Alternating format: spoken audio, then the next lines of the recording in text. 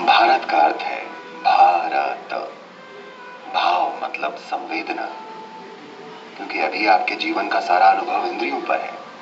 आप जो देखते हैं, सुनते हैं, सूंघते हैं, स्वाद लेते हैं, छूते हैं, ये अलग अलग तरह की संवेदनाएं हैं। भाव यानी संवेदना, भावनाएं इसी से उमड़ती हैं।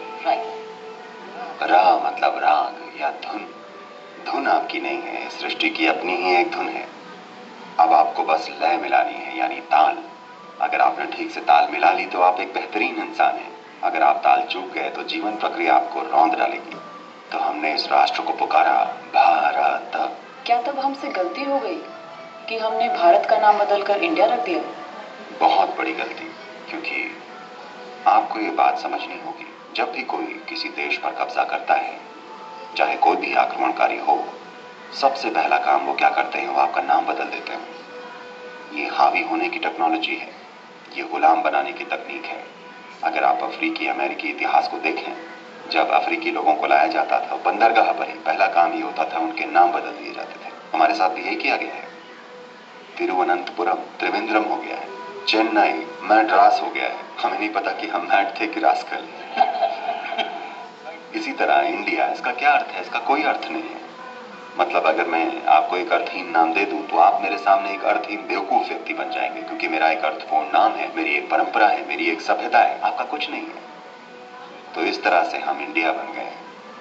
सबसे पहली बात कि देश की अवधारणा हर किसी के मन में रच बस जानी चाहिए, क्योंकि राष्ट्र बस एक विचार होता है। जब ये विचार आपके मन में प्रज्वलित होकर दिल में बस जाता है और आपका ये भाव सर चढ़कर बोलता है, तब जाकर आपका सच में एक देश बनता है। नहीं तो देश बस एक कागज पर होता है। ये हमारी आज की दुर्भाग्यपूर्ण सच्चाई है। तो कम से कम जब वो 1947 में गए तो पहली चीज हमें ये करनी चाहिए थी कि नाम बदल दिया जाता, और इस तरह बदला जाता कि ये किसी न किसी तरह हर किसी के मन में गूंजता। अभी आप अंग्रेजी नाम इस्तेमाल कर रहे हैं। इस देश में मुश्किल से 2 या 3% लोग ही ठीक से अंग्रेजी बोल पाते हैं। ठीक है, मुझे लगता है कि मैं हमारे वर्तमान प्रधानमंत्री जी से एक निवेदन करना चाहूंगा कि हमें इस देश का नाम बदल के कुछ ऐसा रखना चाहिए कि ये सबके दिल में धड़के। मैं जानता हूं कि बुद्धिजीवियों की एक पूरी भीड़ कहेगी कि नाम में क्या रखा है। अच्छा, खुद को टोबू बुलाइए। मैं किसी चीज के खिलाफ नहीं हूं, मैं बस इतना कह रहा हूं, जो हम बोलते हैं वो बस एक ध्वनि है।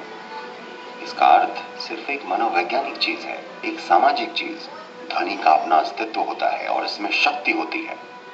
भारत में शक्ति है। ये शक्ति इस देश के प्रत्येक व्यक्ति के दिलों से होकर गूंजनी चाहिए।